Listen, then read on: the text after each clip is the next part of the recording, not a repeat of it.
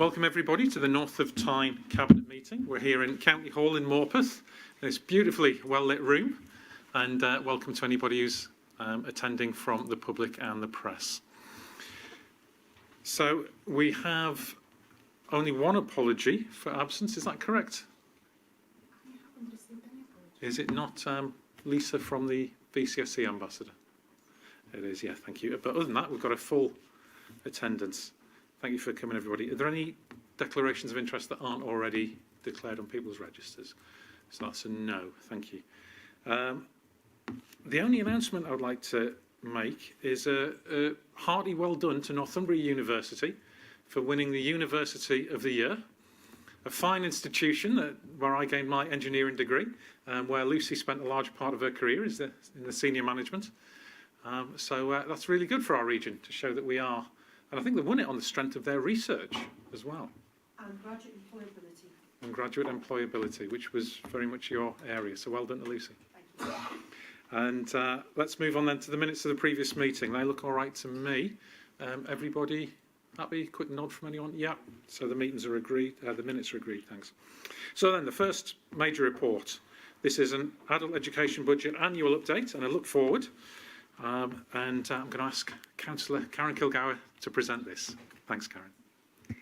Thanks, Jamie. I'm delighted to be recommending this report today. If anything, it proves the difference that devolution makes. It's all about skills, and our adult education budget continues to make a massive contribution to our region's economy, ensuring our residents get the skills they need to help them find and keep good work. Before I remind colleagues of some of our successes, it would be wrong if I didn't mention our current economic backdrop. Educational inequality has strong correlations with economic disparity, and we know our schools are struggling. Those with low or no qualifications are more likely to be in the most disadvantaged communities, and we know those communities are experiencing child and family poverty at high levels.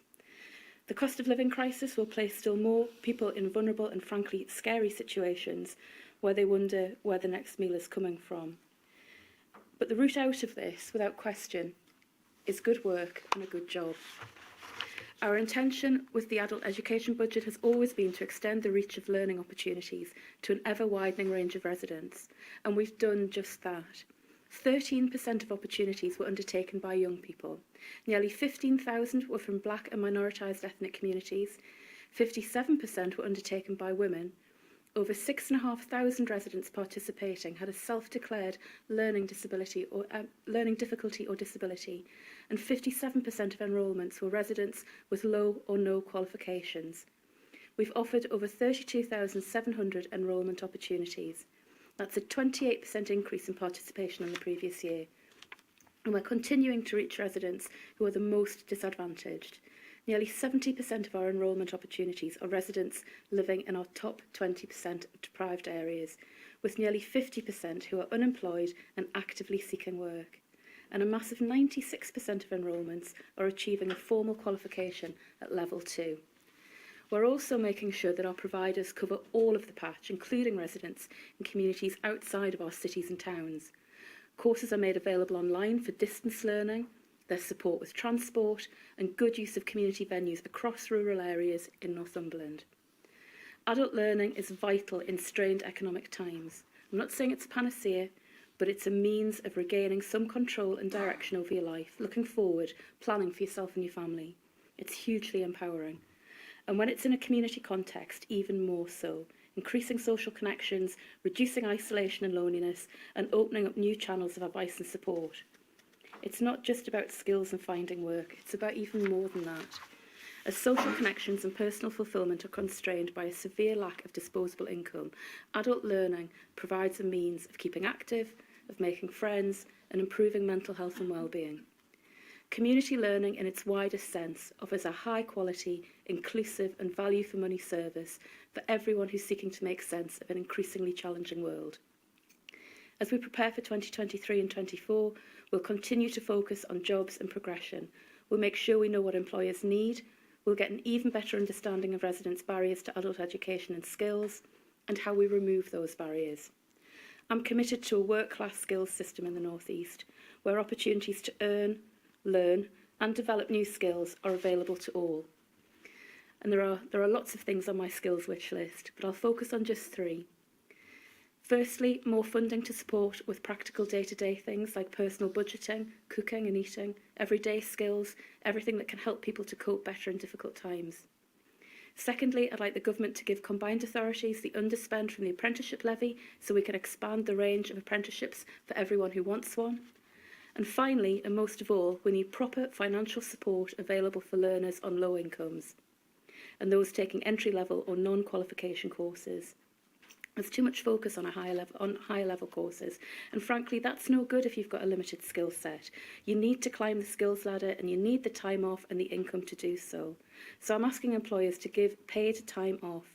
I'm asking the government to provide more funding for those on low income, and I'm asking for us to have greater flexibility in our programmes to focus on the right skills for every individual.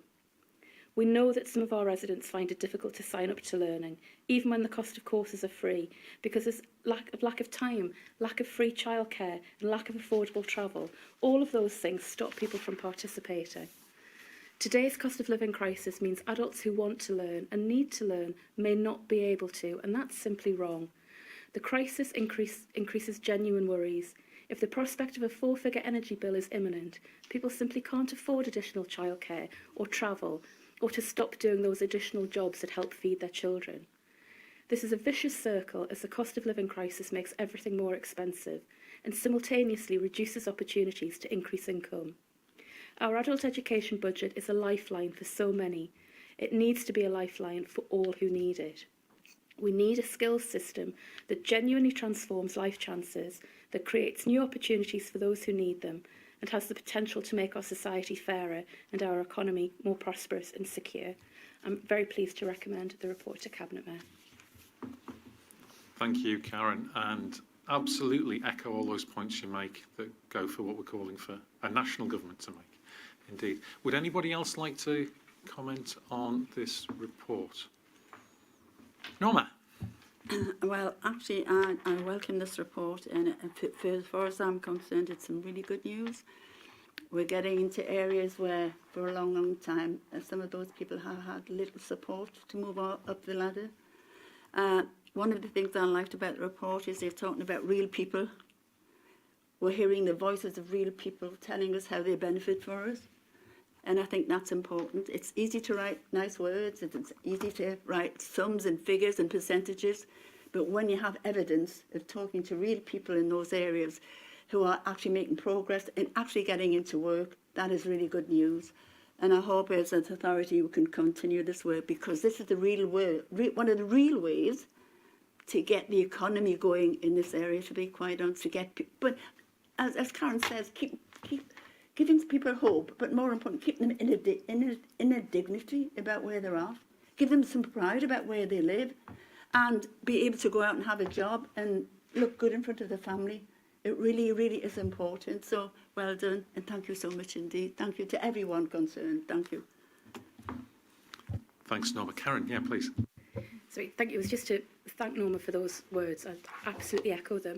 I think one of the things that the report shows, and some of the statistics I've just read out show, is that we quite often talk about hard-to-reach groups. I think this proves that there aren't any hard-to-reach groups. It's about your willingness to find ways to communicate with people and to find the best ways to engage with our residents.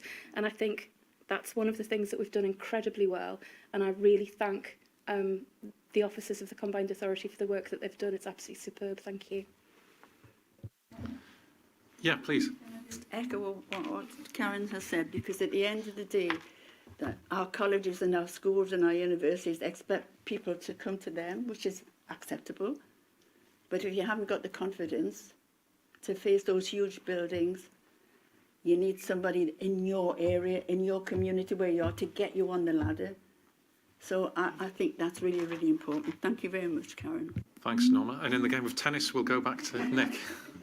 Thank you. I would just like to take the opportunity, welcoming the report. I think it shows fantastic evidence of the success of the activities of the Combined Authority. What I would equally like to see, though, is an end to the use of such terminology of hard to reach, and I would like to see it not included in reports and suggest that it's disparaging to collect cohorts of individuals, and I don't think it does as well. So I would make a plea that it would be the last time it's used. Thank you. Thank you. Lucy. There's nothing in this report with which I disagree. It's an absolutely splendid report. Even though I'm no longer on the payroll of Northumbria University, you can probably guess where I'm coming, and that is that I don't feel that we as an authority should ever position or nuance ourselves in a way that it's either these particular skills needed or university college skills and everything. I would hate it if we had young people in this authority area who didn't have the aspiration to achieve. And you very kindly, Chair, reference the success of Northumbria University at the start of this meeting, winning Times Higher Education University of the Year. That cohort is a cohort that comes from, now our language is a widening participation background, but it is often first in family. And there are very many young people in this area in particular who will be first in family to university, degree apprenticeships, or to college, that we mustn't forget about. And I feel that we should be authority that does and has that sense of aspiration and achievement for all. And if you think about some of the way that entry into professions have changed, police, nursing, social work, these are now degree entry qualifications, whether we like it or not. So it's important that we don't lose sight of widening participation, young people, and the opportunities for their careers as well. So it's not one or other. May I greedily have all, please? Thank you. Hear, hear. Norma. This is something that I'm quite passionate about. I agree with what's been said, but the decision you made as a combined authority is to take actually this project into those areas. Now, I don't mind what you call them, but if you hadn't made that decision to take those projects into those particular areas, nothing would have happened. So you can call them whatever you like, but there's areas that needed this kind of help, needed this kind of support, and it's come from this combined authority. Thank you. Thank you. I mean, I fundamentally agree with the comments that have been made. People have potential when they are supported, regardless of your background. Everything we hear from national discourse is that we need growth in the economy. And I know, because every time I speak to employers, what they tell me is we can't find enough skilled people. And the idea that there are large numbers of people who will never be able to get well-paid jobs is just, A, it's not acceptable morally, and second, it's economically just dysfunctional. And there's the way that we've addressed these things at the Combined Authority, particularly with the flexible boot camps. Now there you've got 16-week courses that people can work around their childcare commitments, that can work around part-time employment, because that barrier of stopping work and finding someone to look after your kids in order to go and study, that doesn't belong in this century. So that's a tremendous success. And what better advert for devolution than an increase in enrolments of 28% for the same budget? You know, I mean, central government should be lining up to give us money because we can obviously spend it well. So if someone wanted to report that in the press, that would be wonderful. Thank you, everybody. So there's a couple of recommendations there. Obviously, we do note the performance. That's apparent from the discussion. And just to endorse the approach to managing the adult education budget as indicated in the report. And I can see lots of nods there. Thank you. The next item on the agenda, important one, it's very good to be announcing this while we are in Northumberland, and that's the North of Tyne Stewardship and Rural Growth Investment. So I'm going to ask Councillor Sanderson, Glenn, to introduce this. Thank you very much, Mr Mayor. The North of Tyne Combined Authority is a very interesting and diverse area, including the city in Newcastle and North Tyneside, and the beautiful parts of North Tyneside, and also Northumberland, a very rural area as well as having a number of urban areas. So sustainable rural growth has been at the heart of what we do as a combined authority right from the start. It's been a priority ever since we signed the agreement. I can't remember how many years ago because I wasn't there, but a number of years ago, to put a strong rural exemplar at the heart of what we do, and that's what we've done. And I think it's very important that we build on that determination and ambition. And so today we're talking about this new money and this commitment and this ambition to invest in natural assets, to enhance and safeguard our environment, nature and human well-being, and all parts pertaining to rural areas as the economy grows.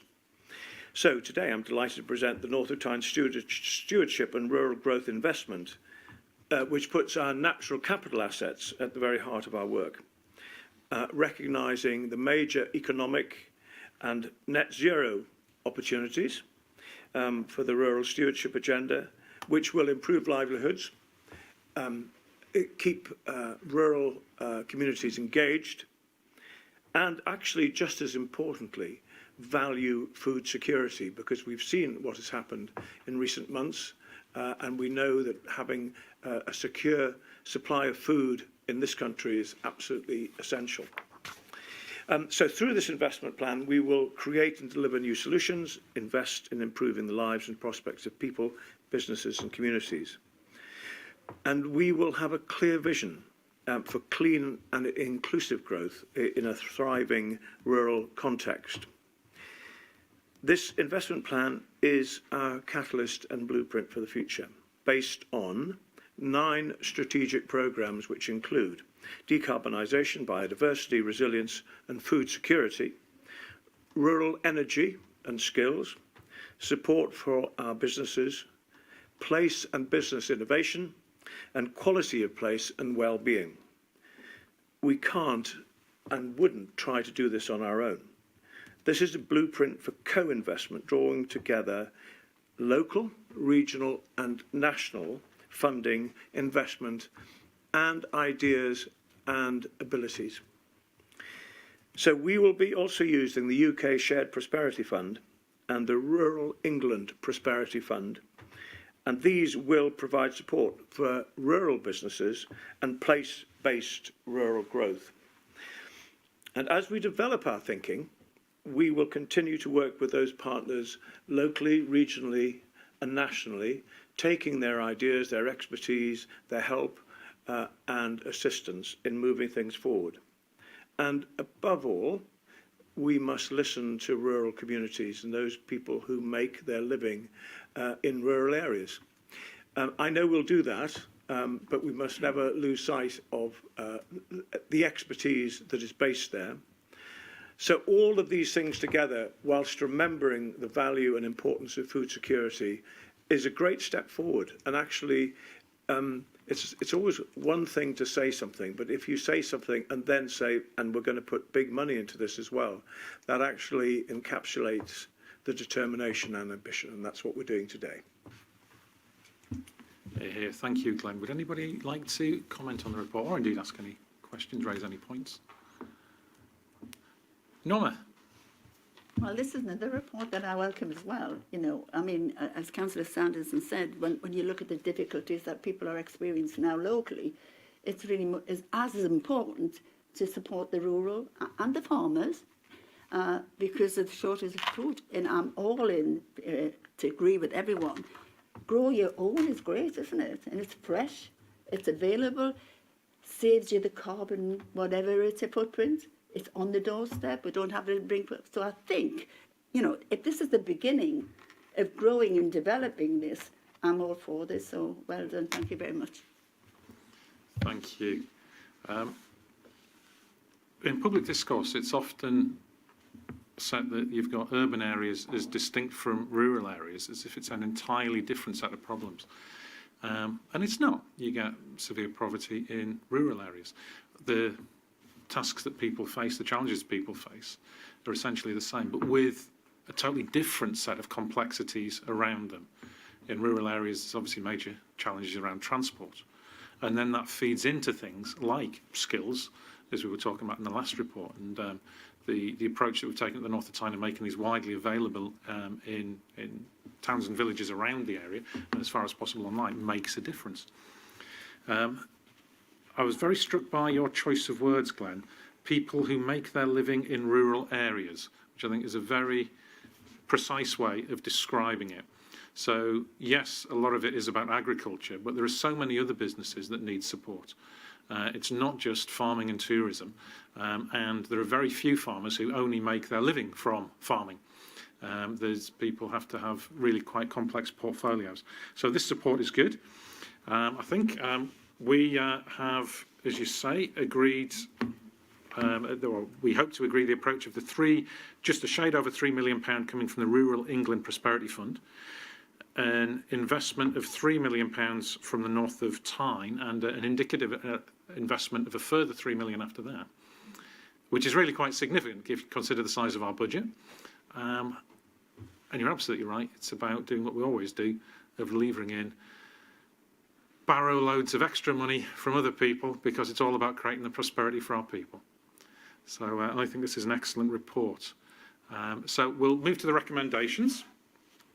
Clearly we welcome the report, that's recommendation 1, and we agree to launch the Stewardship and Rural Growth Investment Plan early next year.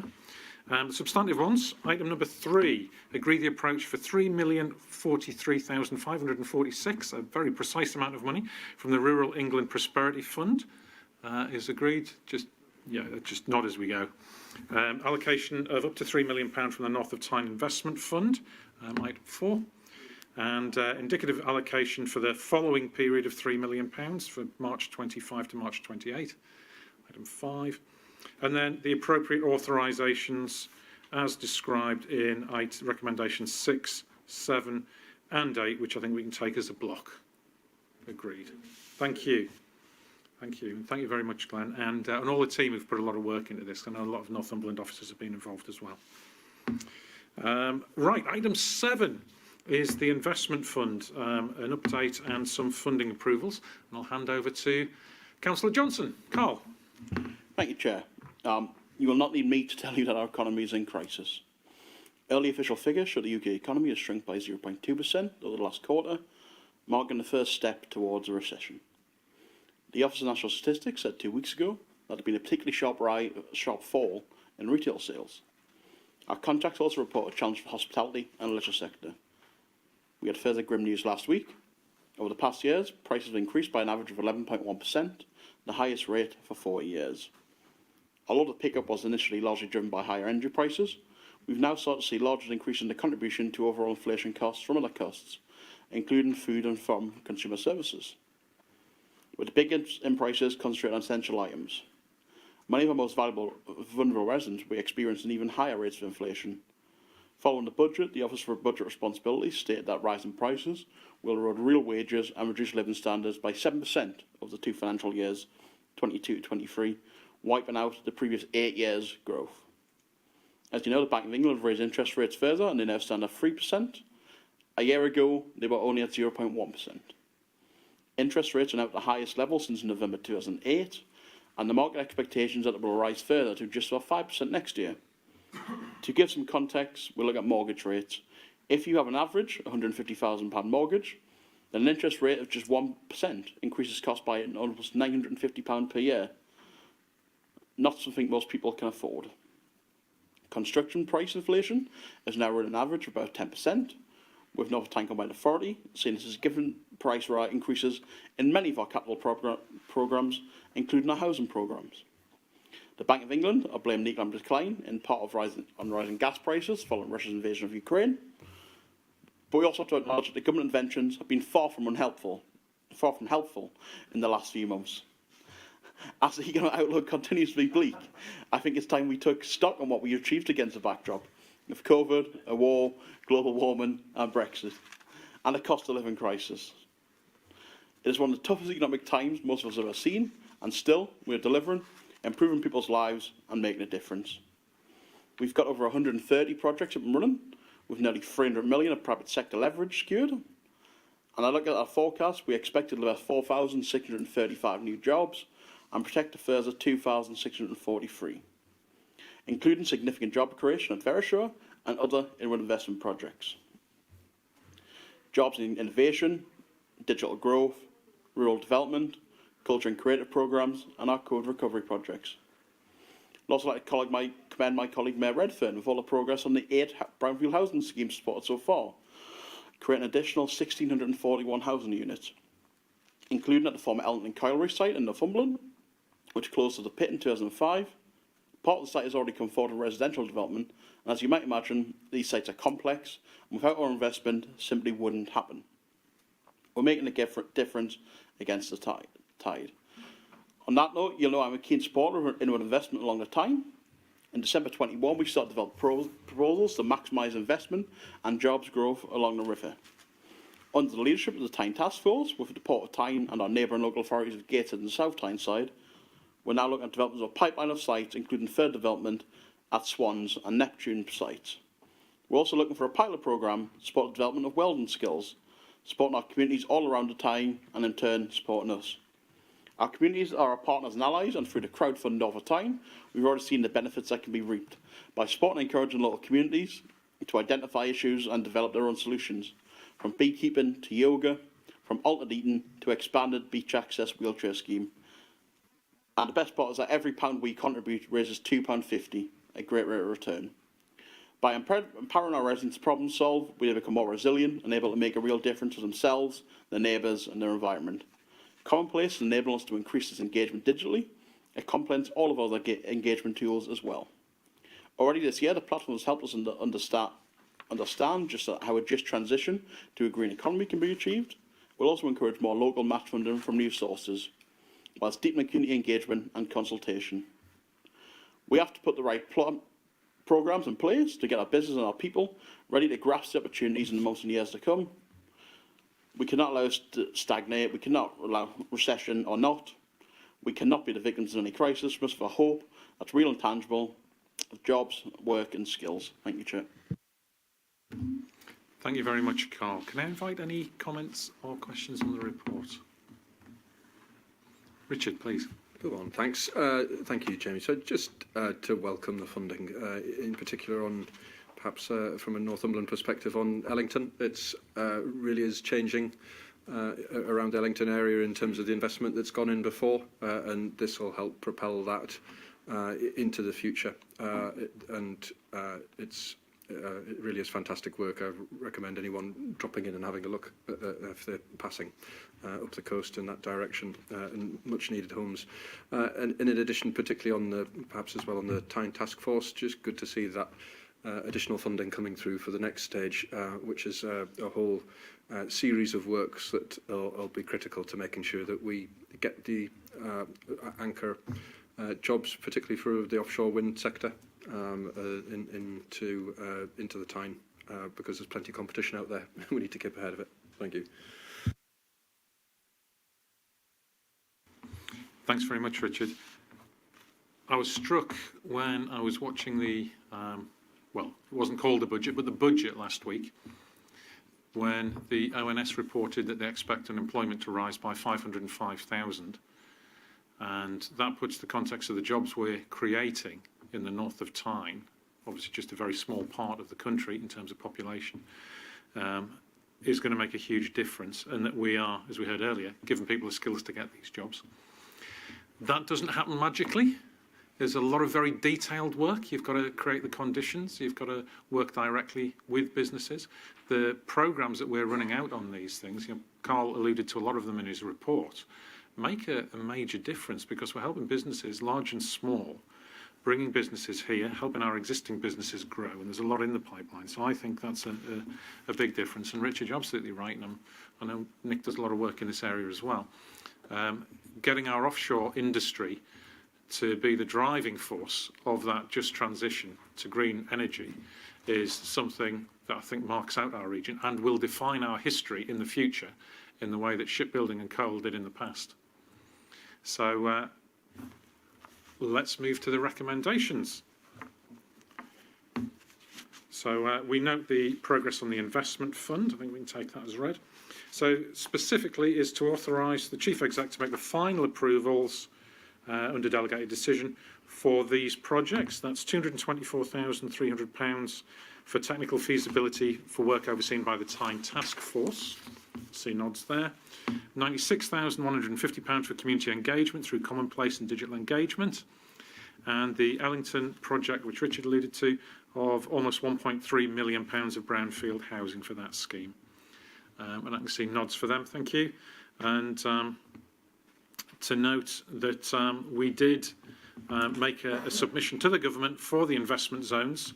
And note that the Chief Executive and the Finance Director oversaw that. At this point, can I actually just say a massive thank you to the team, because we were given almost no notice of those things.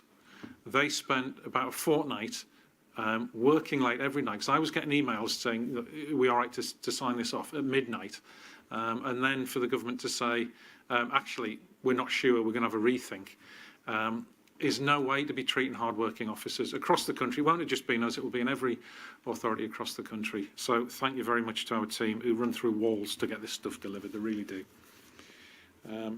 So let's move on to item 8, and this is our budget monitoring report for Janice. Thank you, Mayor. Sorry. Yes, this is the second quarter budget monitoring position for this current financial year. So this is a forecast of where we think we're going to outturn at the end of March 23 based on what performance up to the end of September was looking like. Just some key highlights from the report. In terms of the corporate budget, what you see there on page 50 of the papers is an increase in the staffing establishment of the organisation, but that's principally funded by additional activity being delivered by the authority. Therefore, there are grants such as the boot camp contribution, which actually fund those additional staff. The rest looking substantially in line with budget expectations at this stage, and some small savings. In terms of the investment fund, what I would say is if you look at table 3 on page 52, to the end of September, we had just over 15 million of actual spend against the fund. But at this stage, it does look like we're going to spend on budget. I think the second 6 months of the year could be quite challenging as we manage delivery through the winter periods, etc. And the other challenges that we're facing. But substantially, we're expecting the investment fund, again, to come close to outturning on budget. And indeed, we'll aim to overperform on that where possible. Table 4 sets out and gives Cabinet a bit more detail now of the kind of capital investment we are making across the programme. So just a bit more information there that shows capital investment. And then the brownfield housing, as we've already just mentioned in a previous report, additional approvals continue to come through for that fund. It could be a challenge to meet the revised projected programme spend at the moment, but we think we're on track, so hopefully we will meet that budgeted delivery. Adult education budget, as said in the previous reports, continues to deliver substantially against budget. Additional outcomes from that, which, if you remember, is increasingly good value for money based on the fact that it's a flat-line budget with no inflation. So we're effectively delivering more and more for what is, in essence, a relatively static budget. And that was the main highlights I was going to say. We've included details there on the Multiply programme, because that part of the UK SPF is underway. But as members will know, we're kind of still waiting to hear on the main element of the UK SPF Prosperity Fund. So we've included the allocations, but at this point in time, we remain to be advised quite when that programme will actually start. And I'm happy to take any questions. Thank you, Janice. I can't see anyone indicating any questions. So can I just make a point that you've done a remarkable job, and thank you actually to all Cabinet members and your leadership in the areas that you're covering as well. For us, everybody's aware that inflation is ripping through this country and affecting just about everything, and I know members with budgets in their own authorities are facing very severe challenges. Now, I would certainly urge government to do more than pass those costs on to council taxpayers and to actually increase core funding, which is absolutely necessary. But well done to the team for keeping costs controlled so that budget is pretty much bang on line, despite everything we're facing. So well done. It's not easy. So in terms of the recommendations, this is to note the report as set out in the various sections, including the reserves position. Can we see some nods? Some nods. Thank you very much. And this moves us to item 9, the appointment of the chair of the Audit and Standards Committee. John. Thank you, Mayor.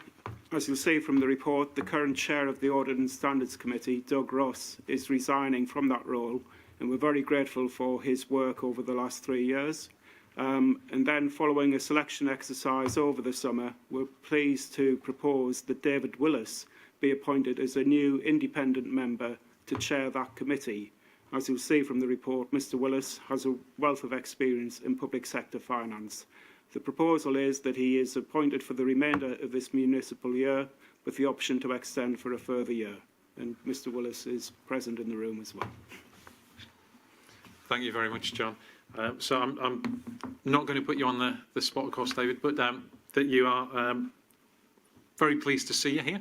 And for the benefit of anybody who is listening online, the former chair, Doug, he resigned because he was taking up new opportunities. He was actually very much enjoying the work, and he was a wonderful chair.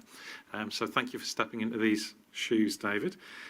Should actually we agree it? And I'm sure we do. Everybody's happy to agree with that. Thank you. It's very important work that you volunteered to do. Thank you very much. So that's and obviously we've agreed in that to delegate the appropriate formalities as well. Thank you. So let's move on to the draft budget proposals, and I'll hand back to Janice for this. Thank you, Mayor. As the report sets out, these are the draft budget proposals for next financial year, with a bit of an update to the 4-year financial plan.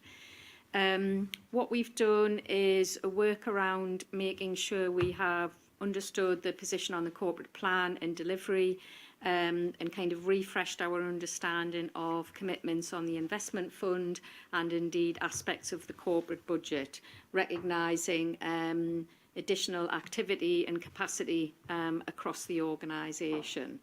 I think the main outstanding points on the budget at the moment are whether we will continue to receive the mayoral capacity fund. Members will recall, or may recall, we have received around £1 million a year to support the funding, and I understand there's actually another call going on at the minute with government around trying to secure that commitment across all combined authorities. So that remains an outstanding point, certainly from the corporate budget point of view.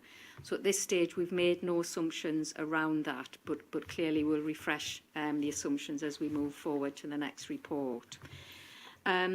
Included in this year's report is a new section really around borrowing and potential borrowing requirements. So members may recall that whilst when the Constituent Authority was created, it effectively had borrowing powers for transport-related activities, but we had no general borrowing powers. Those have been put in place now, but we have to negotiate a borrowing cap, if you like, with Treasury in respect of the level of funds we may want to borrow. We are proposing a very prudent level for the next financial year, substantially based, looking at options to fund through borrowing those capital type investments where we may get a return. And that return would therefore fund any borrowing costs. So what I'm thinking about at the moment is the likes of the Green New Deal and potentially the financing of the businesses for the future. So at the moment, I've indicated a very prudent level of borrowing in the report, and currently working with Treasury to get that approved in time for our budget proposals. So coming with that, we've updated our Treasury management strategy and approach to managing Treasury, as you would expect, in line with the Prudential Code. So the report now sets out quite a bit more detail around that than we have had previously. And I'm happy to take any questions. Thank you, Janice. I can't see anyone indicating. So there's... obviously, all the detail is in there. I've read it, and it's noted that that prudent level of borrowing is pegged at is £30 million, but that would be investing for things that give a return. Yeah. And at a time of inflation, I think that's an excellent strategy. So let's go to the recommendations here. So it's to agree the draft corporate budget as set out. That will then obviously be subject to consultation with the Overview and Scrutiny Committee. I can see people agreeing there. Likewise, to agree the draft investment fund, that's in section 3, also subject to consultation. I see nods there. 4, to agree the brownfield land budget as set out in section 5, as written down there. And to note the Tyne and Wear levies, well, they're going to be issued on the 15th of February, as described, but that's essentially a passporting operation for the north of Tyne. We don't spend that money. I can see the agreement there. Item 6, recommendation 6, is to agree the reserves as set out, and note that the Director of Finance will keep an eye on all of that. And then to note the North East LEP accountable body budget, which we're obviously not responsible for the decision making, but we are responsible as the accountable body. And there's agreement there, I see. And then approve the draft Treasury Management Strategy, again, as laid out. I can see nods for that. Thank you. So that's the substantive items of business covered. The next meeting will be at 2 p.m. on the 31st of January, 2023.